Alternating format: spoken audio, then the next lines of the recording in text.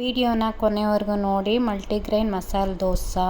Hi guys, welcome to my YouTube channel. ನಾನಿವತ್ತು ಮಸಾಲೆ ದೋಸೆ ಮಾಡೋಕ್ಕೆ ಅಂತ ಅಂದ್ಬಿಟ್ಟು ರಾತ್ರಿನೇ ಈ ಥರ ನೆನೆಸಿಟ್ಟಿದ್ದೀನಿ. ಏನೇನು ನೆನೆಸಿಟ್ಟಿದ್ದೀನಿ ಅಂತಂದರೆ ನೀವು ನೋಡ್ತಿರ್ಬೋದು. ಉದ್ದಿನ ಬೇಳೆ, ಮೆಂತ್ಯ, ಸ್ವಲ್ಪ ಬಾರ್ಲೆ, ನವಣೆ ಮತ್ತು ವೈಟ್ ರೈಸು. ನಾನು ಸೊಸೈಟಿ ಅಕ್ಕಿನ ಯೂಸ್ ಮಾಡಿದ್ದೀನಿ, ನೀವು ನೋಡ್ತಿರ್ಬೋದು. ಇವನ್ನೆಲ್ಲ ಒಂದು 6 to 8 hours ನೆನೆಸಿಡಿ. ನಾನು ಮಧ್ಯಾಹ್ನ ನೆನೆಸಿಟ್ಟಿದ್ದೆ. ಇವಾಗ ರುಬ್ಬಣ ಅಂತ ಅಂದ್ಬಿಟ್ಟು ಒಂದ್ಸಲಿ ತೊಳೆದು ಸೋಸ್ಕೊಂಡು, ಒಂದು ಸ್ವಲ್ಪ ನೀರಿದೆ, ನೀವು ಫುಲ್ಲಾದ್ರೂ ಸೋಸ್ಕೋಬೋದು. ನಾನು ತೆಗೆದು ಜಾರಿಗೆ ಹಾಕೊಂಡು ರುಬ್ಬಿ ನೈಟೇ ಇಟ್ಟಿದ್ದೆ. ಒಂದು 8 hours ಇಡಬೇಕು. ಅದಕ್ಕೋಸ್ಕರ ಕೆಲವೊಬ್ಬರಿಗೆ ದೋಸೆ ಇಡ್ಲಿ ತಿಂದರೆ ಗ್ಯಾಸ್ಟ್ರಿಕ್ ಥರ ಆಗುತ್ತೆ ಅಂತಾರೆ. ಆ ಥರದವರು ಈ ಥರ ಮೆಂತ್ಯ, ಸ್ವಲ್ಪ ನವಣೆ ಹಾಕಿ ನೆನೆಸಿಟ್ರೆ ಏನು ಗ್ಯಾಸ್ಟ್ರಿಕ್ ಆ ಥರ ಏನೂ ಆಗೋದಿಲ್ಲ. ಅದಕ್ಕೋಸ್ಕರ ಈಗ ಒಂದು ಮಿಕ್ಸರ್ ಜಾರ್ಗೆ ನನ್ನ ನೆನೆಸಿಟ್ಟಿದ್ನಲ್ಲ ಅದನ್ನೆಲ್ಲ ಹಾಕೊಂಡು ರುಬ್ಕೋತಾ ಇದ್ದೀನಿ.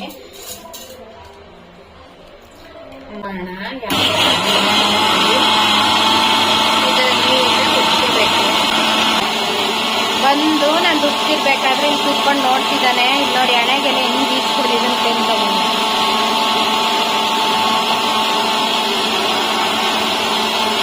ಚಟ್ನಿ ಹಾಕಲ್ದಾನೆ ಬಂದು ಕುತ್ಕೊಂಡಿದ್ದಾನೆ.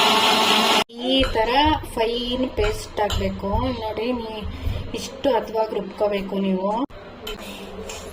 ಹೊಸದು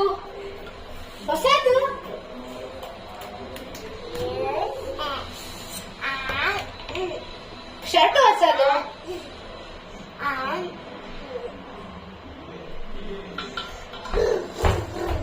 ಬಸ್ ಬಿಡ್ತಾ ಇದೀಯ? ಎಲ್ಲಿಗೆ? ಎಲ್ಲಿ ಬಿಡ್ತಾ ಇದೀಯಾ?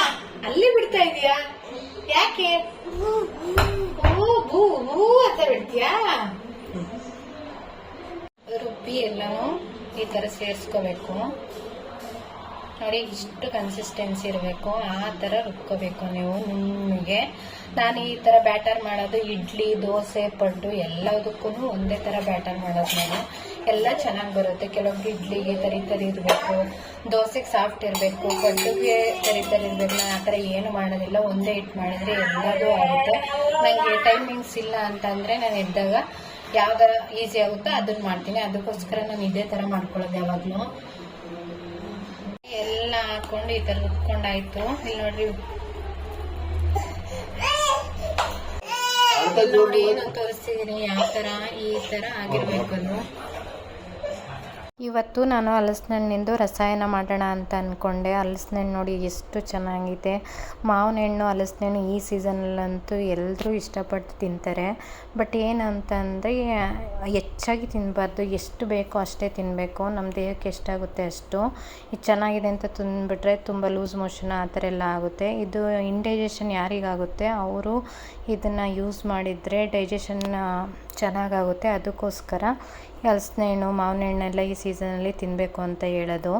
ನಾನಿವತ್ತು ಹಲಸಿನ ಹಣ್ಣಿನ ರಸಾಯನ ಮಾಡೋಕ್ಕೆ 6 to 7 ತೊಳೆ ತೊಗೊಂಡಿದ್ದೀನಿ. ಅದನ್ನು ಫಸ್ಟು 2 ಭಾಗ ಮಾಡಿಕೊಂಡು ಅದರಲ್ಲಿರೋ ಬೀಜ ಮತ್ತು ಅದ್ರ ಕರಳು ಎರಡನ್ನೂ ತೆಗಿಬೇಕು. ತೆಗೆದ್ಬಿಟ್ಟು ಅದನ್ನು ಚಿಕ್ಕದಾಗಿ ನಾನು ಈ ಥರ ಕೈಲಿ ಓಪನ್ ಮಾಡ್ತೀನಲ್ಲ ಆ ಥರ ಪೀಸ್ ಮಾಡ್ಕೋಬೇಕು. ಒಂದು 8 to 10 ಪೀಸ್ ಮಾಡ್ಕೋಬೇಕು ಒಂದು ಹಲಸಿನ ತೊಳೆಯಲ್ಲಿ. ಆ ಥರ ಎಲ್ಲ ಮಾಡಿ ಇಟ್ಕೊಂಡು ಅದಕ್ಕೆ ಸ್ವಲ್ಪ ತೆಂಗಿನಕಾಯಿನ ತುರಿದು ಇಟ್ಕೋಬೇಕು. ಮತ್ತು ನಾನು ಬೆಲ್ಲ ಹಾಕಿ ಮಾಡ್ಕೋತಿದ್ದೀನಿ. ನಿಮಗೆ ಸಕ್ಕರೆ ಬೇಕಂದರೆ ಸಕ್ಕರೆ ಹಾಕ್ಕೊಳ್ಳಿ. ತೆಂಗಿನಕಾಯಿ ಮತ್ತು ಬೆಲ್ಲನ ಪುಡಿನ ಆ್ಯಡ್ ಮಾಡಿದ್ದೀನಿ. ಇದು ಆರ್ಗ್ಯಾನಿಕ್ ಬೆಲ್ಲ. ನೆಕ್ಸ್ಟು ಸ್ವಲ್ಪ ಹನಿ ಹಾಕ್ಕೊಳ್ಳೋಣ ಅಂತ ಅಂದ್ಬಿಟ್ಟು ಸಫೋಲಾ ಓಟ್ಸ್ ಹನಿನ ಒಂದು 2 tablespoon ಅಷ್ಟು ಆ್ಯಡ್ ಮಾಡ್ಕೊತಿದ್ದೀನಿ. ಇಲ್ಲಿ ನೋಡ್ತಿರ್ಬೋದು, ಹನಿ ಹಾಕಿದರೆ ಫ್ಲೇವರು ಚೆನ್ನಾಗಿರುತ್ತೆ ಅಂದ್ಬಿಟ್ಟು ನಾನು ಹನಿನ ಯೂಸ್ ಮಾಡ್ತಿದ್ದೀನಿ. ಈ ಥರ ಹಾಕೊಂಡ್ಮೇಲೆ ಅದನ್ನು ಚೆನ್ನಾಗಿ ಮಿಕ್ಸ್ ಮಾಡ್ಕೋಬೇಕು. ಇಲ್ಲಿ ನೋಡಿ, ಎಲ್ಲ ಚೆನ್ನಾಗಿ ನೀಟಾಗಿ ಮಿಕ್ಸ್ ಮಾಡಿಕೊಂಡ್ರೆ ಒಳ್ಳೆ ಚೆನ್ನಾಗಿರೋ ರಸಾಯನ ರೆಡಿ ಆಗುತ್ತೆ. ಇಷ್ಟೇ ಸಿಂಪಲ್ ಆಗಿರೋ ರಸಾಯನ ಇದು, ಹಲಸಿನ ಹಣ್ಣಿನ ರಸಾಯನ. ನೀವು ಯಾವಾಗಲೂ ಬಾಳೆಹಣ್ಣಿನ ರಸಾಯನ, ಫ್ರೂಟ್ಸ್ ಯಾವುದಾದ್ರೂ ಮಾಡ್ಬೋದು. ಇದು ಹಲಸಿನ ಹಣ್ಣಿನ ರಸಾಯನ ಒಂಥರ ಡಿಫ್ರೆಂಟಾಗಿ ತಿನ್ನೋಕ್ಕೂ ಚೆನ್ನಾಗಿರುತ್ತೆ. ಇದೊಂದು 30 minutes ಇಟ್ಟು ತಿಂದರೆ ತುಂಬಾ ಚೆನ್ನಾಗಿರುತ್ತೆ ತಿನ್ನೋಕ್ಕೆ. ನೀವು ಒಂದ್ಸರಿ ಟ್ರೈ ಮಾಡಿ ನೋಡಿ, ನನಗೆ ಕಮೆಂಟ್ ಮಾಡಿ ತಿಳಿಸಿ. ನಾನು ಆವಾಗಲೇ ಬ್ಯಾಟರ್ ರೆಸಿಪಿ ತೋರಿಸಿದ್ನಲ್ವಾ, ಅದರಲ್ಲಿ ನಾನಿವತ್ತು ಇಡ್ಲಿ ಮಾಡಿಕೊಂಡೆ. ಅದಕ್ಕೆ ಸ್ವಲ್ಪ ಶೇಂಗಾ ಚಟ್ನಿನೂ ಮಾಡಿಕೊಂಡೆ. ಕಾಂಬಿನೇಷನ್ ಚೆನ್ನಾಗಿರುತ್ತೆ ಅಂತ ಹೇಳ್ಬಿಟ್ಟು ನಿಮ್ಗೆ ಯಾರಿಗಾದ್ರು ಶೇಂಗಾ ಚಟ್ನಿ ರೆಸಿಪಿ ಬೇಕು ಅಂತಂದರೆ ನಂಗೆ ಕಮೆಂಟ್ನಲ್ಲಿ ತಿಳಿಸಿ, ನೆಕ್ಸ್ಟ್ ವೀಡಿಯೋದಲ್ಲಿ ಶೇರ್ ಮಾಡ್ತೀನಿ. ಇದು ಇಡ್ಲಿಗೆ ಒಳ್ಳೆ ಕಾಂಬಿನೇಷನ್ನು. ಕೆಲವೊಬ್ಬರಿಗೆ ತೆಂಗಿನಕಾಯಿ ಚಟ್ನಿ ಅಸಿಡಿಟಿ ಥರ ಆಗುತ್ತೆ ಅಂತಂದರೆ ನೀವು ಈ ಥರ ಶೇಂಗಾ ಚಟ್ನಿ ಮಾಡ್ಕೋಬೋದು. ಯಾವುದೇ ಥರ ಅಸಿಡಿಟಿ ಪ್ರಾಬ್ಲಮ್ ಆ ಥರ ಏನೂ ಆಗೋದಿಲ್ಲ. ಇಲ್ಲಿ ನೋಡಿ, ನಾನು ಬ್ಯಾಟರ್ ಮಾಡ್ಕೊಂಡಿದ್ನಲ್ಲ ದೋಸೆಗೆ ಅಂತ, ಅದರಲ್ಲಿ ಇವಾಗ ಇಡ್ಲಿ ಮಾಡ್ಕೊಂಡಿದ್ದೀನಿ. ನೋಡ್ತಿರ್ಬೋದು ನೀವು ಎಷ್ಟು ಚೆನ್ನಾಗಿದೆ ಇಡ್ಲಿಗಳಂತ ಅಂದ್ಬಿಟ್ಟು. ಊರಿಂದ ಬಂದಾಗ ಮನೇಲಿ ನಾನು ಫ್ರಿಜ್ಜಲ್ಲಿ ಏನೂ ಇಟ್ಟಿರಲ್ಲ, ಎಲ್ಲ ಖಾಲಿ ಮಾಡೋಗಿರ್ತೀನಿ. ಇಲ್ಲಾಂದರೆ ನಮ್ಮ ಆಫೀಸ್ ಕೆಲಸದ ಆಂಟಿಗೆ ಕೊಡ್ತಿರ್ತೀನಿ. ಅದಕ್ಕೆ ಬಂದ ತಕ್ಷಣ ಸೊಪ್ಪು ಅದೆಲ್ಲ ತೊಗೊಬಂದು ಇಟ್ಟಿದೆ. ನಂಗೆ ಬಿಡ್ಸೋಕ್ಕೆ ಟೈಮ್ ಇರಲಿಲ್ಲ. ಅದಕ್ಕೆ ಫ್ರಿಜ್ಜಲ್ಲಿ ನಂಗೆ ಬಿಡ್ಸೋಕ್ಕಾಗಿಲ್ಲ ಅಂತಂದರೆ ಒಂದು ಕವರಿಗೆ ಹಾಕಿ ಇಟ್ಬಿಟ್ಟಿರ್ತೀನಿ. ಇವಾಗ ಬಿಡಿಸೋಣ ಸ್ವಲ್ಪ ಪರವಾಗಿಲ್ಲ ಅಂತ ಅನ್ನಿಸ್ತು.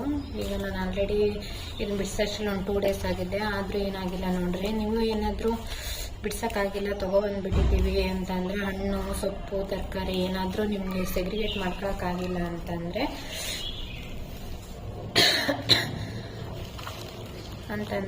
ಫ್ರಿಜ್ಜಲ್ಲಿ ಇಟ್ಕೋಬೇಡಿ. ನಿಮಗೆ ಒಂದು 2 ಡೇಸ್ ಆದಮೇಲಾದರೂ ಬಿಡಿಸ್ಕೋಬೋದು, ಏನೂ ಆಗಲ್ಲ.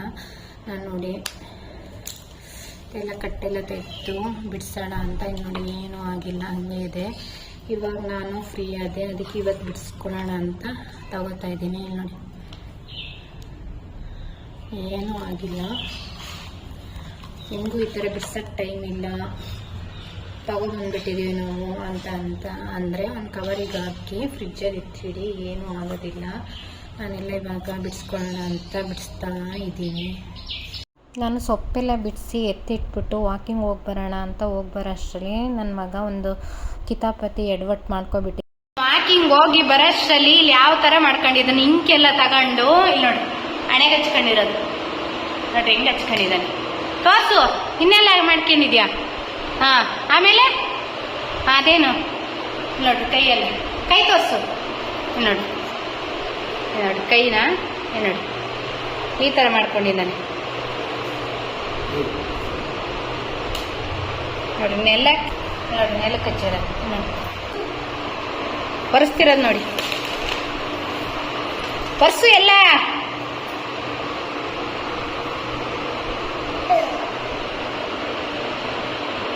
ಒರೆಸು ನೋಡ್ರಿ ಹೆಂಗೆ ಒರೆಸ್ತಿದ್ದ, ಬೈತಾಳೆ ಅಂತ ತಗೊಬಂದು ಎಲ್ಲ ಒರೆಸ್ತಿದ್ದಾನೆ.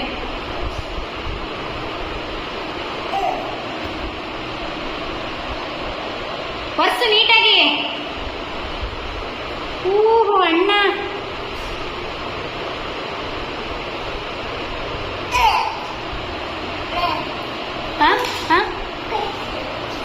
ಬಾಯಿಲಿ ಎಲ್ಲಿ ತಗೊಂಡು ಹೋಗ್ತಾ ಇದ್ದೀವಿ? ಒರೆಸ್ಬೇಕು, ತಗೋಬಾ. ನಾನು ಒರೆಸ್ತೀನಿ, ತಗೋಬಾ. ನೀನು ನೀಟಾಗಿ ಒರೆಸಿಲ್ಲ, ಮೈ ಮೇಲೆ ಹಾಕಬೇಡ, ತಗೋಬಾ ಕೊಳೆ ಬಟ್ಟೆನ. ಇದೇನಿದು? ಕೈ ತೋರಿಸು, ಕೈ ತೋರಿಸು. ಹಾಂ ನೋಡಿ, ಇದು ನೋಡಿ ಪ್ಯಾಂಟ್ ತೋರಿಸು, ಪ್ಯಾಂಟಲ್ಲಿ. ಹಾಂ ನೋಡಿ, ನಾನು ಮಾಡಿರೋದು ನೋಡಿ, ಕಿತಾಪತಿ ನೋಡಿ ಒಂದು. ನಾವು ಮಕ್ಕಳು ಈ ಥರ ಏನಾದರೂ ಮಾಡಿದಾಗ ಅವರಿಗೆ ಹೊಡಿದೇನೆ ಮಾತಲ್ಲೇ ಹೇಳಿ ಆ ಥರ ತಪ್ಪು ಮಾಡಿದರೆ ಅದಕ್ಕೆ ಯಾವ ಥರ ಸೊಲ್ಯೂಷನ್ ಕಂಡುಹಿಡಬೇಕು ಅಂತ ಹೇಳಿದರೆ ಅವರು ಅದನ್ನು ಕಲ್ತ್ಕೋತಾರೆ. ನಾವು ಸುಮ್ಮನೆ ಹೊಡಿಯೋದು ಆ ಥರ ಎಲ್ಲ ಮಾಡಿದರೆ ಅವರು ಮೊಂಡು ಬೀಳ್ತವೆ. ಹಣೆಗೆ ಹಚ್ಕೊಂಡಿರೋದು ನೋಡಿ, ಅವ್ರ ತಾತ ಇದನ್ನ ನಾನೇ ಹಚ್ಚಿ ಕಳಿಸಿರೋದು ಅಂತ. ಇಲ್ಲಿ ನೋಡ್ರಿ ಹೆಂಗ್ ಹಚ್ಕೊಂಡೋ. ಇಲ್ಲಿ ನಾಟಕ ಮಾಡಬೇಡ, ಎದ್ದಳೋ ನಾಟಕ ಮಾಡಬೇಡ, ನಾಟಕ ಮಾಡಬೇಡ, ಎದ್ದೋ ಬೈಯಲ್ಲ, ಎದ್ದಳಪ್ಪ, ಎದ್ದ ಚಾಕ್ಲೇಟ್ ಕೊಡ್ತೀನಿ, ಎದ್ದೋ. ನೋಡ್ರಿ ಎದ್ದೇಳಪ್ಪ, ಇರ್ಲಿ, ಹಣ್ಣು ಕೊಡ್ತೀನಿ, ಎದ್ದೋ ತಗೋ. ತಿನ್ನೋದಂದ್ರೆ ಮಾತ್ರ ಎದ್ದು ಬಿಡ್ತಾನೆ. ಹಿಂಗೆ ಮಾಡಿರೋದು ಇವನು ಅವತಾರನ. ಇಲ್ಲಿ ನೋಡಿ, ನಾನು ನನ್ನ ಐಲೈನರ್ ಏನಾದ್ರು ತಗೊಂಡಿದ್ದಾನೆ ಅಂತ ಅನ್ಕೋತೀನಿ. ಇಲ್ಲಿ ನೋಡಿ, ಪುಣ್ಯ ಬಾಯಿಗೆ ಮಾಡ್ಕೊಂಡಿಲ್ಲ. ಬಾಯಿ ತರ್ಸು, ಮಾಡು. ನಾವು ಚಿಕ್ಕ ಮಕ್ಕಳನ್ನ ತುಂಬ ಹುಷಾರಾಗಿ ನೋಡ್ಕೋಬೇಕು, ಇಲ್ಲಾಂದರೆ ಅವರು ಈ ಥರ ಕಿತಾಪತಿ ಮಾಡ್ಕೊಬಿಡ್ತಾರೆ. ನಾವು ಎಷ್ಟೇ ಹುಷಾರಾಗಿ ನೋಡಿಕೊಂಡ್ರು ನೋಡಿ, ನಮ್ಮ ಮಾವ ಅಂತೂ ಎಷ್ಟು ಕೇರಾಗಿ ನೋಡ್ಕೋತಾರೆ, ಆದರೂ ಇವನು ಈ ಥರ ಮಾಡ್ಕೊಬಿಡ್ತಾನೆ. ಅವರಿಗೆ ಈ ಏಜಲ್ಲಿ ಏನಾದರೂ ಹೊಸದಾಗಿ ಕಲಿಬೇಕು ಅಂತ ಅನಿಸುತ್ತೆ. ಅದಕ್ಕೆ ಅವನು ಹೊಸದು ಏನೇನಾದ್ರು ಇನ್ವೆನ್ಷನ್ ಮಾಡ್ತಾನೆ ಇರ್ತಾನೆ. ಅವನೇನಾದರೂ ಸೈಲೆಂಟಾಗಿ ಇದ್ದಾನೆ ಅಂತ ಅಂದರೆ ಅಲ್ಲಿ ಏನಾದರೂ ಮಾಡೇ ಮಾಡಿರ್ತಾನೆ. ನಾನು ಸೈಲೆಂಟಾಗಿದ್ದಾನೆ ಅಂತ ಅಂದರೆ ಒಂದ್ಸಲ ಹೋಗಿ ಚೆಕ್ ಮಾಡ್ತಾ ಇರ್ತೀನಿ. ಇವಾಗ ಮಳೆ ಬೇರೆ ಅಲ್ವಾ, ಅದಕ್ಕೆ ನಮ್ಮ ಮನೆಯವರು ಖಾರವಾಗಿ ಸ್ಪೈಸಿಯಾಗಿ ಮಸಾಲೆ ದೋಸೆ ಮಾಡು ಇಟ್ಟಿದೆಯಲ್ಲ ಅಂತ ಹೇಳಿದ್ರು. ಅದಕ್ಕೆ ನಾನು ಇವತ್ತು ಮಸಾಲೆ ದೋಸೆ ಮಾಡ್ತಿದ್ದೀನಿ. ಇದು ಯಾವ ಥರ ಮಾಡೋದು ಅಂತ ನಿಮಗೆ ತಿಳಿಸ್ಕೊಡ್ತೀನಿ ಬನ್ನಿ. ನಾನು ಮಲ್ಟಿಗ್ರೇನ್ ದೋಸೆ ಹಿಟ್ಟು ಮಾಡ್ಕೊಂಡಿದ್ನಲ್ವ, ಅದಕ್ಕೆ ಮಸಾಲೆ ದೋಸೆ ಮಾಡೋಣ ಅಂದ್ಬಿಟ್ಟು ನಾನು ಆಲೂಗಡ್ಡೆನ 2 ಹೋಳಾಗಿ ಮಾಡ್ಕೊತಿದ್ದೀನಿ. ಅಂದರೆ ಒಂದು ಆಲೂಗಡ್ಡೆನ 2 ಪೀಸ್ ಮಾಡಿಕೊಂಡು ಅದನ್ನು ನಾನು 4 ಆಲೂಗಡ್ಡೆ ತೊಗೊಂಡಿದ್ದೀನಿ. ಅದನ್ನು ಒಂದು ಕುಕ್ಕರಿಗೆ ಹಾಕಿ ಬೇಯಕ್ಕೆ ಇಡ್ತಿದ್ದೀನಿ. ಒಂದು 4 ವಿಷಲ್ ಆದರೆ ಸಾಕು, ಚೆನ್ನಾಗಿ ಬೆಂದಿರುತ್ತೆ. ನಾನು ಯಾಕಪ್ಪ ಈ ಥರ 2 ಹೋಳು ಮಾಡ್ಕೊತೀನಿ ಅಂತಂದರೆ ಆಲೂಗಡ್ಡೆ ಎಲ್ಲ ಚೆನ್ನಾಗಿ ಬೆಂದಿರುತ್ತೆ, ಅದಕ್ಕೋಸ್ಕರ ನಾನು ಈ ಥರ ಮಾಡ್ಕೊತೀನಿ. ಕೆಲವೊಬ್ರು ಉಂಡೆ ಹಾಕಿ ಬೇಯಿಸ್ತಾರೆ, ನನಗೆ ಅದಕ್ಕಿಂತ ಇದೇ ಚೆನ್ನಾಗಿ ಅನಿಸುತ್ತೆ. ಆಮೇಲೆ ಒಂದು ಪ್ಯಾನ್ಗೆ ಸ್ವಲ್ಪ ಎಣ್ಣೆ ಹಾಕಿ ಈರುಳ್ಳಿ, ಮೆಣಸಿನ್ಕಾಯಿ, ಸ್ವಲ್ಪ ಉಪ್ಪು ಹಾಕಿ ಚೆನ್ನಾಗಿ ಫ್ರೈ ಮಾಡಿಕೊಂಡೆ. ಫ್ರೈ ಮಾಡ್ಕೊಂಡ್ಮೇಲೆ ಸ್ವಲ್ಪ ಅರಿಶಿನ ಹಾಕಿ ಈ ಥರ ಎಣ್ಣೆ ಬಿಡೋವರೆಗೂ ಫ್ರೈ ಮಾಡ್ಕೋಬೇಕು. ಈ ಥರ ಎಣ್ಣೆ ಬಿಡೋವರೆಗೂ ಫ್ರೈ ಮಾಡಿಕೊಂಡ್ರೆ ಆಲೂಗಡ್ಡೆ ಪಲ್ಯ ಚೆನ್ನಾಗಾಗುತ್ತೆ. ಅದಕ್ಕೋಸ್ಕರ ನಿಮಗೆ ಅರಿಶಿನ ಎಷ್ಟು ಬೇಕು ಅಷ್ಟು ಹಾಕ್ಕೊಳ್ಳಿ, ನಾನು ಸ್ವಲ್ಪ ಕಮ್ಮಿನೇ ಹಾಕೋದು. ನೋಡಿ, ಇಡ್ಲಿ ಮಾಡಿ ದೋಸೆ ಇಟ್ಟು ಇಷ್ಟು ಉಳಿದಿದೆ. ಅದನ್ನು ಇವಾಗ ನಾನು ಇದರಲ್ಲೇ ಮಸಾಲೆ ದೋಸೆ ಮಾಡ್ತಿರೋದು. ನೀವು ನೋಡ್ತಿರ್ಬೋದು, ಇಷ್ಟು ಅದಕ್ಕಿರಬೇಕು. ನಾನು ಒಂದೇ ಅದಕ್ಕೆ ಇಡ್ಲಿ ದೋಸೆ ಎಲ್ಲಾದರೂ ಮಾಡೋದು. ಇವಾಗ ಆ ಕಡೆ ನಾನು ಆಲೂಗಡ್ಡೆ ಬೇಯಕ್ಕೆ ಇಟ್ಟಿದ್ದೆನಲ್ಲ, ವಿಷಲ್ ಆಗ್ತಿದೆ. ಅದನ್ನು ಸಿಪ್ಪೆಲ್ಲ ತೆಗೆದು ಸ್ಮ್ಯಾಶ್ ಮಾಡಿ ಇದಕ್ಕೆ ಹಾಕಿ ಮಿಕ್ಸ್ ಮಾಡಿದ್ರೆ ಆಲೂಗಡ್ಡೆ ಪಲ್ಯ ರೆಡಿ ಅಲ್ವ ಚಿನ್ನಿ? ನಾನು ನಾಸ್ಟಿಕ್ ಪ್ಯಾನ್ ಆಗೋದ್ರಿಂದ ಸ್ವಲ್ಪ ಧೂಳೆಲ್ಲ ಇದ್ರೆ ಅಂತ ಬಳಸ್ತಿದ್ದೀನಿ. ಮಸಾಲೆ ದೋಸೆ ಅಂತ ಅಂದರೆ ಅದಕ್ಕೆ ರೆಡ್ ಚಟ್ನಿ ಬೇಕೇ ಬೇಕಲ್ವಾ. ನಿಮಗೆ ರೆಡ್ ಚಟ್ನಿ ಬದಲಾಗಿ ಇದೊಂದು ಚಟ್ನಿ ಪುಡಿ ಹೇಳ್ಕೊಡ್ತೀನಿ ನೋಡಿ. ಇದನ್ನು ಹಾಕಿದರೆ ರೆಡ್ ಚಟ್ನಿಗಿಂತನೂ ಮಸಾಲೆ ದೋಸೆ ತುಂಬ ಚೆನ್ನಾಗಿ ಬರುತ್ತೆ. ನೀವು ಬೇಕಾದ್ರೆ ಟ್ರೈ ಮಾಡಿ ನೋಡಿ. ಇದು ಏನಪ್ಪ ಅಂತಂದರೆ ನಾನು ಆಲ್ರೆಡಿ ಇದನ್ನು ಫಸ್ಟೇ ಮಾಡಿ ಇಟ್ಕೊಂಡಿದ್ದೀನಿ. ನಿಮ್ಗೆ ನೆಕ್ಸ್ಟ್ ಏನಾದರೂ ಬೇಕು ಅಂತ ಅಂದರೆ ಹೇಳ್ರಿ, ನಾನು ಕಮೆಂಟ್ ಮಾಡಿ ತಿಳಿಸಿ ಶೇರ್ ಮಾಡ್ತೀನಿ. ಸ್ವಲ್ಪ ಕೊಬ್ಬರಿ, ಜೀರಿಗೆ, ಸ್ವಲ್ಪ ಬೆಳ್ಳುಳ್ಳಿ, ಹುಣಸೆ ಹಣ್ಣು, ಉಪ್ಪು ಇಷ್ಟನ್ನು ಚೆನ್ನಾಗಿ ರುಬ್ಕೊಂಡು ಈ ಥರ ಚಟ್ನಿ ಪುಡಿ ಮಾಡಿ ಇಟ್ಕೊಂಡಿರೋದು. ನಾನು ಈ ಥರ ಮಾಡಿ ಇಟ್ಕೊಂಡ್ರೆ ಒಂದು 2 ಮಂತ್ಸ್ ಆದರೂ ಅದಕ್ಕೆ ರುಚಿಗೆ ತಕ್ಕಷ್ಟು ಅಚ್ಚ ಖಾರದ ಪುಡಿನ ಆ್ಯಡ್ ಮಾಡ್ಕೋಬೇಕು. ಅದಕ್ಕೆ ಕಮ್ಮಿ ಇರುತ್ತೆ. ನಾನು ಇವಾಗ ಇದಕ್ಕೆ ಸ್ವಲ್ಪ ಸ್ಪೈಸ್ ಜಾಸ್ತಿ ಇರಬೇಕು ಅಂತ ಹೇಳಿದ್ರಲ್ಲ, ಅದಕ್ಕೆ ಸ್ವಲ್ಪ ಎಕ್ಸ್ಟ್ರಾ ಖಾರದ ಪೌಡ್ರ್ ಹಾಕ್ಕೊಂಡು ಎಣ್ಣೆ ಹಾಕ್ಕೊಂಡು ಮಿಕ್ಸ್ ಮಾಡ್ಕೋತಾ ಇದ್ದೀನಿ. ಈ ಥರ ನೀಟಾಗಿ ಮಿಕ್ಸ್ ಮಾಡಿ ಇಟ್ಕೊಳ್ಳಿ. ನಿಮ್ಗೆ ಎಷ್ಟು ಆಯಿಲ್ ಬೇಕೋ ಆ ಥರ ಮಿಕ್ಸ್ ಮಾಡಿ ಇಟ್ಕೊಳ್ಳಿ. ಆವಾಗ ದೋಸೆ ಮೇಲೆ ಸ್ಪ್ರೆಡ್ ಮಾಡೋಕ್ಕೆ ಚೆನ್ನಾಗಿ ಅನಿಸುತ್ತೆ. ನನಗೆ ಇನ್ನೂ ಸ್ವಲ್ಪ ಸ್ಪೈಸ್ ಬೇಕು ಅಂತ ಹೇಳಿದ್ರು, ಅದಕ್ಕೋಸ್ಕರ ಇನ್ನು ಎಕ್ಸ್ಟ್ರಾ ಖಾರದ ಪುಡಿನ ಆ್ಯಡ್ ಮಾಡ್ಕೋತಿದ್ದೀನಿ. ಇಲ್ಲಿ ನೋಡ್ತಿರ್ಬೋದು, ಅದು ಗಂಟಿರಬಾರ್ದು. ಆ ಥರ ನೀಟಾಗಿ ಮಿಕ್ಸ್ ಮಾಡಿ ಇಟ್ಕೊಳ್ಳಿ. ಆಲೂಗಡ್ಡೆ ಬೆಂದಿತ್ತು, ಅದನ್ನು ಬಿಸಿ ನೀರನ್ನ ತೆಗೆದು ಮತ್ತೆ ತಣ್ಣೀರನ್ನ ಹಾಕ್ಕೊಂಡಿದ್ದೀನಿ. ಆವಾಗ ಸಿಪ್ಪೆ ಬಿಡ್ಸೋಕ್ಕೆ ಈಸಿ ಆಗುತ್ತೆ ಅಂತ. ಈಗ ನೋಡಿ ಎಷ್ಟು ಚೆನ್ನಾಗಿ ಸಿಪ್ಪೆ ಬರ್ತಿದೆ. ನಾನು ಬೇಗ ಮಾಡೋದ್ರಿಂದ ತಣ್ಣಗೆ ಬಿಡೋಷ್ಟು ಟೈಮ್ ಇರಲಿಲ್ಲ, ಅದಕ್ಕೆ ನಾನು ಅರ್ಜೆಂಟಿಗೆ ಬಿಡಿಸ್ಕೊತಿದ್ದೀನಿ. ನೀವು ಬೇಯಿಸಿರೋ ನೀರನ್ನ ತೆಗೆದುಬಿಟ್ಟು ಅದಕ್ಕೆ ಸ್ವಲ್ಪ ತಣ್ಣೀರು ಹಾಕಿ ಒಂದು 5 ಮಿನಿಟ್ಸ್ ಬಿಟ್ಟರೆ ಬೇಗ ಆಗುತ್ತೆ. ನಾನು 5 ಮಿನಿಟ್ಸಲ್ಲಿ ಪಲ್ಯನೇ ರೆಡಿ ಮಾಡ್ಬೋದಲ್ಲ ಅಂತ ಹಾಗೆ ಎಷ್ಟಾಗುತ್ತೆ ಅಷ್ಟು ಬಿಡಿಸ್ತಾ ಇದ್ದೆ. ಇನ್ನು ಉಳಿದಿದ್ದೆಲ್ಲ ತಣ್ಣೀರಲ್ಲೇ ಇದೆ. ಆದರೂ ನೋಡಿ ಎಷ್ಟು ಹೊಗೆ ಬರ್ತಿದೆ ಆಲೂಗಡ್ಡೆ ಬೆಂದಿರೋದು ಅಂತ. ನಾನು ನೀಟಾಗಿ ಎಲ್ಲನೂ ಒಂದೊಂದೇ ಪೀಲ್ ಮಾಡಿಕೊಂಡೆ. ಎಲ್ಲ ಆಲೂಗಡ್ಡೆ ಸಿಪ್ಪೆನ ತೆಗೆದು ರೆಡಿ ಆಯಿತು. ಇವಾಗ ನೋಡಿ, ನಾನು ಸ್ಮ್ಯಾಶರಿಂದ ಈ ಥರ ಸ್ಮ್ಯಾಶ್ ಮಾಡ್ಕೊತಿದ್ದೀನಿ. ನಾನು ಬೇಗ ಬಿಡ್ದಲೇ ಇದು ಮಾಡಿದ್ರಿಂದ ಒಂದು ಸ್ವಲ್ಪ ಸಿಪ್ಪೆ ಇದೆ, ಪರವಾಗಿಲ್ಲ. ನೀವು ಒಂದು 5 ನಿಮಿಷ ಬಿಟ್ಟು ನಿಧಾನವಾಗಿ ಬಿಡಿಸ್ಕೊಳ್ಳಿ. ಅದು ತುಂಬ ಬಿಸಿ ಇರೋದ್ರಿಂದ ನನಗೆ ಫುಲ್ ನೀಟಾಗಿ ಬಿಡ್ಸೋಕ್ಕಾಗಲಿಲ್ಲ. ಈ ಥರ ಸ್ಮ್ಯಾಶ್ ಮಾಡಿಕೊಂಡ್ರೆ ಆಲೂಗಡ್ಡೆ ನೋಡಿ ಎಷ್ಟು ಚೆನ್ನಾಗಿ ಬೆಂದಿದೆ. ಹೋಳು ಮಾಡಿರೋದ್ರಿಂದ ನಾವು ಅದೇ ಥರ ಉಂಡೆ ಹಾಕ್ಬಿಟ್ರೆ ಇಷ್ಟು ಚೆನ್ನಾಗಿ ಬೆಂದಿರಲ್ಲ. ಅದಕ್ಕೋಸ್ಕರ ನಾನು ಯಾವಾಗಲೂ ಈ ಥರ ಮಾಡ್ಕೋತೀನಿ. ಇದೆಲ್ಲ ಫ್ರೈ ಮಾಡಿದ್ನಲ್ಲ, ಆ ಒಗ್ಗರಣೆ ಮಸಾಲೆಗೆ ಈ ಆಲೂಗಡ್ಡೆನ ಸೇರಿಸ್ಕೊಂಡು ಚೆನ್ನಾಗಿ ಮಿಕ್ಸ್ ಮಾಡಿಕೊಂಡ್ರೆ ಒಳ್ಳೆ ಆಲೂಗಡ್ಡೆ ಪಲ್ಯ ರೆಡಿ ಆಗುತ್ತೆ. ಇವಾಗ ನೋಡಿ, ನಾನು ಸ್ಮ್ಯಾಶ್ ಮಾಡಿರೋ ಆಲೂಗಡ್ಡೆನ ಇದಕ್ಕೆ ಮಿಕ್ಸ್ ಮಾಡ್ಕೋತಾ ಇದ್ದೀನಿ. ಎಲ್ಲ ಫುಲ್ ಹಾಕ್ಕೊಂಡು ನೀಟಾಗಿ ಮಿಕ್ಸ್ ಮಾಡ್ಕೋತೀನಿ. ಇಲ್ಲಿ ನೋಡ್ತಿರ್ಬೋದು ಎಷ್ಟು ಚೆನ್ನಾಗಿ ಕಾಣಿಸ್ತಿದೆ ಅಂತ. ನನಗೆ ಅರಿಶಿನ ಅಷ್ಟೊಂದು ಕಲರ್ ಇದ್ರೆ ಇಷ್ಟ ಆಗಲ್ಲ, ಅದಕ್ಕೆ ನಾನು ಮೀಡಿಯಮ್ ಕಲರಲ್ಲಿ ಮಾಡ್ಕೋತೀನಿ. ನಿಮ್ಗೆ ಅರಿಶಿನ ಬೇಕು ಅಂದರೆ ಸ್ವಲ್ಪ ಆ್ಯಡ್ ಮಾಡ್ಕೊಳ್ಳಿ. ರುಚಿ ಮಾತ್ರ ತುಂಬ ಚೆನ್ನಾಗಿತ್ತು. ಇವಾಗ ಮಸಾಲೆ ದೋಸೆ ಮಾಡ್ಕೊಳ್ಳೋಣ ಅಂತ ಅಂದ್ಬಿಟ್ಟು ಕಾವಲಿನ ಕಾಯಕ್ಕಿಟ್ಟು ದೋಸೆ ಹಿಟ್ಟನ್ನ ಈ ಥರ ಹಾಕಿ ಸ್ಪ್ರೆಡ್ ಮಾಡ್ಕೊತಿದ್ದೀನಿ. ನೀಟಾಗಿ ಸ್ಪ್ರೆಡ್ ಮಾಡ್ಕೋಬೇಕು, ಆವಾಗ ದೋಸೆ ಕಿತ್ತೋಗೋದಿಲ್ಲ. ಫಸ್ಟು ನಾನು ನನ್ನ ಮಗುವಿಗೆ ಒಂದು ದೋಸೆ ಹಾಕ್ಕೊಡೋಣ ಅಂತ ಈ ಥರ ತೆಳುಗೆ ಮೀಡಿಯಮ್ ಫ್ಲೇಮಲ್ಲಿ ಇಟ್ಟು ಸ್ವಲ್ಪ ತುಪ್ಪ ಮೇಲೆ ಹಾಕಿ ಹಾಕ್ಕೊಡ್ತಾ ಇದ್ದೀನಿ. ಮಕ್ಕಳಿಗೆ ಕೊಡಬೇಕಾದ್ರೆ ದೋಸೆ ಎರಡು ಕಡೆನೂ ಬೇಯಿಸ್ಕೊಡ್ತೀನಿ ನಾನು, ಆವಾಗ ಅವ್ರಿಗೇನು ಇಂಡೈಜೆಷನ್ ಪ್ರಾಬ್ಲಮ್ ಆಗಲ್ಲ ಅಂತ ಅಂದ್ಬಿಟ್ಟು. ತಿನ್ನಿ ತಗೊಳ್ಳಿ, ಹೇಳು ಇವ್ರಿಗೆ ಕೊಡ್ತೀಯ ದೋಸೆ? ಚಿನಿ ಬಾರವ ದೋಸೆ ಕೊಡು ಇವ್ರಿಗೆ. ಹಾಂ ಥ್ಯಾಂಕ್ ಯು, ಬಾಯ್, ಹೋಗ್ರಿ ತಿನ್ನಿ. ನಮಗೆ ದೋಸೆ ಮಾಡ್ಕೊಳ್ಳೋಷ್ಟರಲ್ಲಿ ನೋಡ್ರಿ ದೋಸೆ ಉಫ್ ಮಾಡ್ತಿರೋದು ನೋಡ್ರಿ, ನೀವು ಉಫ್ ಮಾಡುವ. ನಾನು ಏನೇ ಅಡುಗೆ ಮಾಡಲಿ ಟಿಫನ್ ಮಾಡಲಿ ಫಸ್ಟು ನನ್ನ ಮಗಂಗೆ ತಿನ್ನಿಸ್ಬಿಡ್ತೀನಿ. ಯಾಕೆ ಅಂತಂದ್ರೆ ಅವ್ನು ತಿನ್ನಿಸಿದ್ರೆ ನಾವು ಆರಾಮಾಗಿ ತಿನ್ಬೋದು, ಮತ್ತು ಅವನಿಗೂ ಎಷ್ಟು ತಿಂದಿದ್ದಾನೆ ಅಂತ ನಮ್ಗೆ ಗೊತ್ತಾಗಲ್ಲ. ನಮ್ಮ ಜೊತೆ ತಿಂದರೆ ಅವನೇನಾರು ಅವನೊಬ್ಬನೇ ತಿಂದಿಲ್ಲ ಅಂದರೆ ಮಾತ್ರ ಜೊತೆಗೆ ಕೂರಿಸ್ಕೊಂಡು ತಿನ್ನೋದು. ಈ ಥರ ತಿನ್ಸಿದ್ರೆ ಅವನಿಗೂ ಹೊಟ್ಟೆ ತುಂಬಿರುತ್ತೆ. ಅವನಿಗೆ ಮತ್ತೆ ಬೇಕು ಅಂದರೆ ನಮ್ಮ ಜೊತೆನೇ ಸ್ವಲ್ಪ ತಿಂತಾನೆ. ಈಗ ನಾನು ನಮಗೆ ಮಸಾಲೆ ದೋಸೆ ಮಾಡ್ತಾಯಿದ್ದೀನಿ. ಇವಾಗ ದೋಸೆ ಹಾಕ್ತಿದ್ದೀನಿ ನೋಡಿ. ಈ ಥರ ಹಾಕಿದರೆ ಅಷ್ಟೊಂದು ಅರ್ಧೋಗೋದು ಆ ಥರ ಏನೂ ಆಗೋಲ್ಲ. ಯಾವಾಗಲೂ ಉರಿನ ಮೀಡಿಯಮ್ ಉರಿಲಿ ಇಟ್ಕೋಬೇಕು, ಆವಾಗ ದೋಸೆ ಈ ಥರ ಎಳಿಬೇಕಾದ್ರೆ ಅರ್ಧೋಗಲ್ಲ. ಒಂದು ಸ್ವಲ್ಪ ಅರ್ಧೋದ್ರೂ ಮ್ಯಾಚ್ ಮಾಡಿಕೊಂಡು ಈ ಥರ ಮಾಡ್ಕೋಬೋದು. ಈಗ ನೋಡ್ತಿರ್ಬೋದು ಎಷ್ಟು ಚೆನ್ನಾಗಿ ಬರ್ತಿದೆ ದೋಸೆ ಅಂತ. ಇದು ಒಂದು 2 ಮಿನಿಟ್ಸ್ ಆದ್ರೂ ಈ ಥರ ಉರಿಲಿ ಬೇಯಬೇಕು. ಇವಾಗ ಐ ಫ್ಲೇಮ್ ಮಾಡ್ಕೊಳ್ಳಿ, ಆವಾಗ ದೋಸೆ ಚೆನ್ನಾಗಿ ಬರುತ್ತೆ. ಫಸ್ಟು ಹಾಕ್ಬೇಕಾದ್ರೆ ಯಾವಾಗಲೂ ಲೋ ಫ್ಲೇಮಲ್ಲಿ ಇಟ್ಕೊಳ್ಳಿ, ಆವಾಗ ದೋಸೆ ನೀವು ಸುತ್ತಬೇಕಾದ್ರೆ ಏನೂ ಅರ್ಧೋಗೋಲ್ಲ. ಅದಕ್ಕೋಸ್ಕರ ಈ ಥರ ದೋಸೆ ಬೆಂದ ಮೇಲೆ ನಾವು ರೆಡ್ ಚಟ್ನಿ ಮಾಡಿಟ್ಕೊಂಡಿದ್ವಲ್ಲ ಅದನ್ನು ಸೈಡಿಗೆ ಹಾಕ್ಕೊಳ್ಳೋಣ. ಇವಾಗ ನೋಡ್ಬೋದು ನಾನು ಯಾವ ಥರ ಸ್ಪ್ರೆಡ್ ಮಾಡ್ತೀನಿ ಅಂತ, ನೀವು ಅದೇ ಥರ ಹಾಕ್ಕೊಳ್ಳಿ. ಇವಾಗ ಸ್ವಲ್ಪನೇ ಹಿಂಗೆ ರೌಂಡಕ್ಕೆ ಹಾಕ್ಕೊಂಡು ಅದನ್ನು ನೀಟಾಗಿ ಸವರ್ಕೊಳ್ಳೋಣ, ಆವಾಗ ದೋಸೆಗೂ ಚೆನ್ನಾಗಿ ಹಿಡಿಯುತ್ತೆ. ಅದ್ರ ಮೇಲೆ ಸ್ವಲ್ಪ ಎಣ್ಣೆ ಹಾಕ್ಕೊಳ್ಳಿ, ಆವಾಗ ದೋಸೆ ಟೇಸ್ಟು ಚೆನ್ನಾಗಿ ಬರುತ್ತೆ. ಅದಕ್ಕೋಸ್ಕರ ಇದು ತೆಂಗಿನಕಾಯಿ ಚಟ್ನಿ ಮಾಡಿಟ್ಕೊಂಡಿರೋದು. ಮಸಾಲೆ ದೋಸೆ ಅಂತ ಅಂದರೆ ತೆಂಗಿನಕಾಯಿ ಚಟ್ನಿ ಮತ್ತು ಆಲೂಗಡ್ಡೆ ಪಲ್ಯ ಇರಲೇಬೇಕು.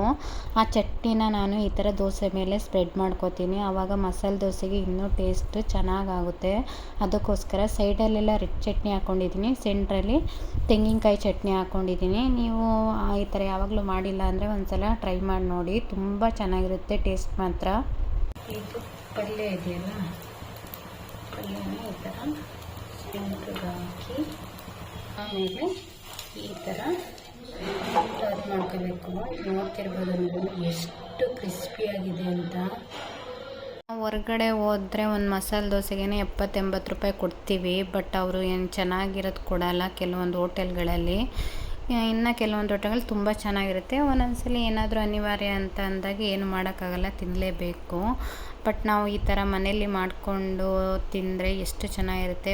ಏನು ಹಬ್ಬ ಅಂತ ಅಂದರೆ ಒಂದು 20 ನಿಮಿಷ ಮಾಮೂಲಿ ದೋಸೆ ಮಾಡ್ತೀವಿ, ಆಲೂಗಡ್ಡೆ ಪಲ್ಯ ಮಾಡಿದ್ರು ಬೇರೆ ಬೇರೆ ಸಪ್ರೇಟ್ ಮಾಡ್ಕೊಳ್ಳೋಕ್ಕಿಂತ ಈ ಥರ ಒಟ್ಟಿಗೆ ಈ ಥರ ಮಾಡಿಕೊಂಡ್ರೆ ಹೋಟೆಲ್ ಸ್ಟೈಲಲ್ಲಿ ಮಸಾಲೆ ದೋಸೆನೂ ರೆಡಿ ಆಗುತ್ತೆ, ಮತ್ತು ಮನಿನೂ ಟೈಮು ಎಲ್ಲ ಸೇವ್ ಆಗುತ್ತೆ. ಈಗ ನೋಡಿ ಅದ್ರ ಜೊತೆಗೆ ಚಟ್ನಿ ಸರ್ವ್ ಮಾಡ್ಕೊಂಡಿದ್ದೀನಿ. ನೋಡ್ತಿರ್ಬೋದು ಎಷ್ಟು ಕ್ರಿಸ್ಪಿಯಾಗಿರೋ ಮಸಾಲೆ ದೋಸೆ ಆಲೂಗಡ್ಡೆ ಪಲ್ಯ ಚಟ್ನಿ ರೆಡಿ ಆಗಿದೆ. ನಮ್ಮ ಮನೆಯವ್ರಿಗೆ ಕೊಡ್ತೀನಿ, ಅವರು ಆನೆಸ್ಟಾಗಿ ಹೇಳ್ತಾರೆ ಯಾವಾಗಲೂ. ಚೆನ್ನಾಗಿದೆ ಅಂದರೆ ಚೆನ್ನಾಗಿದೆ, ಪರವಾಗಿಲ್ಲ ಅಂದರೆ ಪರವಾಗಿಲ್ಲ, ನಾರ್ಮಲ್ ಆಗಿದೆ ಅಂದರೆ ನಾರ್ಮಲ್ ಆಗಿದೆ ಅಂತ ಹೇಳ್ತಾರೆ. ಇವಾಗ ನೋಡೋಣ, ಟೇಸ್ಟ್ ಮಾಡ್ತಿದ್ದಾರೆ ನೋಡಿ.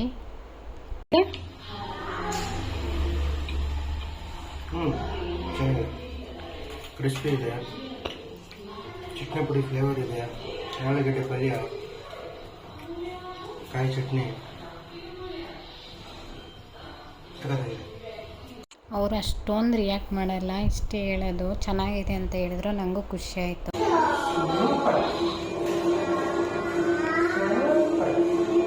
ಮತ್ತೆ ಬಾ ವಾಪಸ್, ಚಿನಿ ವಾಪಸ್ ಬಾ.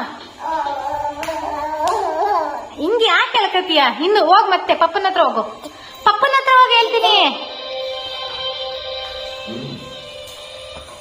ಹಾಂ ಬಾ ಈಗ. ಹಾಂ ಚೆನ್ನಾಗಿ ದೂರ ನಿಂತ್ಕೊ. ಒಂದು ಫೋಟೋ ಹಿಡಿತೀನಿ. ದೂರ ನಿಂತ್ಕೊ. ದೂರ. ಉಯ್ಯು ಉಯ್ಯು ಉಯ್ಯು ನಿಧಾನ. ಹಾಂ ಅಲ್ಲೇರ ಬಾ. ಹಂಗೆ ನಡ್ಕೊಂಡು ಬಾ. ಹಾಂ ಬಂತು ಬಿಡು. ಬೇರೆದ ಕಾರಣ ಶಲ್ಯ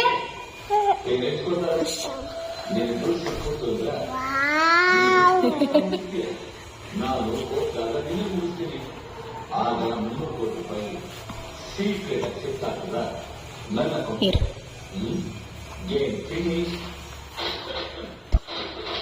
ಇಲ್ಲಿ ಕತ್ತಿತ್ತದ.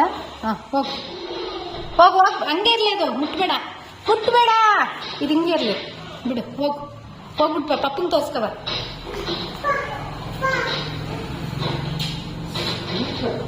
ಹಾಕೆಂಬ ಮತ್ತೆ.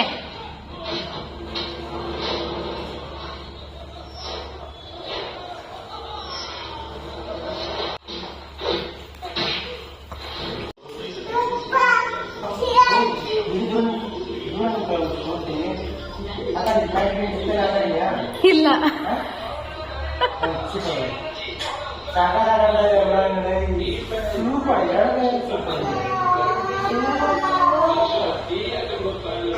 ಮಸಾಲೆ ದೋಸೆ ತಿಂದೆಲ್ಲ ಆದಮೇಲೆ ನನ್ನ ಮಗನಿಗೆ ಬಟ್ಟೆ ಟ್ರಯಲ್ ನೋಡ್ತಾ ಇದ್ವಿ. ನಾವೇನಕ್ಕೆ ಈ ಥರ ಬಟ್ಟೆ ಟ್ರಯಲ್ ನೋಡ್ತಿದ್ದೀವಿ ಅಂತ ನಿಮಗೆ ಒಂದು ಫಂಕ್ಷನ್ ಆದಮೇಲೆ ತೋರಿಸ್ತೀನಿ. ಅದು ಯಾವ ಫಂಕ್ಷನ್ನು ಏನು, ನಮ್ಮನೆ ಫಂಕ್ಷನ್ನ ಬೇರೆ ಫಂಕ್ಷನ್ನ ಅಂತ. Keep watching my videos. ಐತೆ ಮೇಲೆ ಹೋಗೈತದು. ಸೂಪರ್ ಆಗಿದೆ. ಬಾ.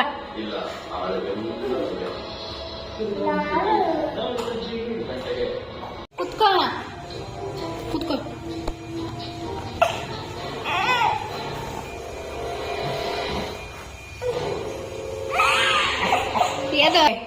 ನಿನ್ಯಾರು ಹೋಗಂದಾರ ಅದೊಳಕ್ಕೆ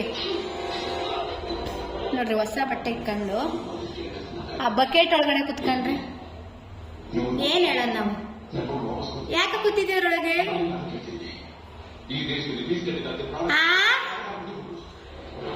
ಏ ಕುಳ್ಳು, ಏನ್ ನೋಡ್ತಾ ಇದೆ ತರ?